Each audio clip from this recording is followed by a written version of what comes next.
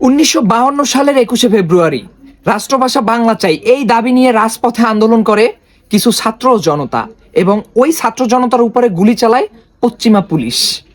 রক্ত ঝরেছে ভাষার জন্য। এইটা পৃথিবীতে আর কোথাও ঘটেছে বলে আমি জানি না, শুধু এইটা বাংলাদেশেই ঘটেছে মনে হয়। আপনারা জানলে বলবেন। তো আবার 1999 সালে এটা ইউনেস্কো আপনার আন্তর্জাতিক মাতৃভাষা দিবস হিসেবে কি করছে, মানে ভূষিত করছে। বাস, কিন্তু এই পর্যন্তই শেষ। এই ভাষাকে আমরা আসলে কতটা শ্রদ্ধা করি, এই ভাষার প্রায়োরিটি, এই ভাষার মনে করেন গুরুত্ব বাংলাদেশে কতখানি আছে, নাই বললেই চলে, জিরো। আপনি চাকরি বলেন, আপনার স্কিল ইংলিশে ভালো থাকতে হবে, আপনার বিভিন্ন মনে করেন কর্পোরেট জব, ওইখানে আপনার ইংলিশ জানা লাগবে।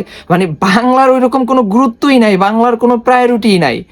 আবার ধরেন ইংলিশ মিডিয়ামের কিছু পোলাপাইন আছে, এরা তো মনে করেন ড্যাডি ড্যাডি করতে করতে এরা আব্বারে চিনিই না, এরা ড্যাডি ছাড়া মনে করেন পানিও খায় না, ঠিক আছে, এইভাবে।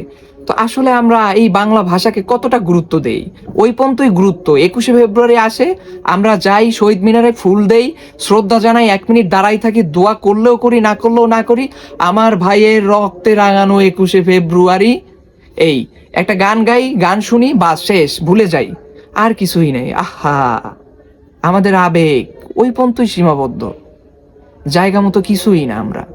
হ্যাঁ।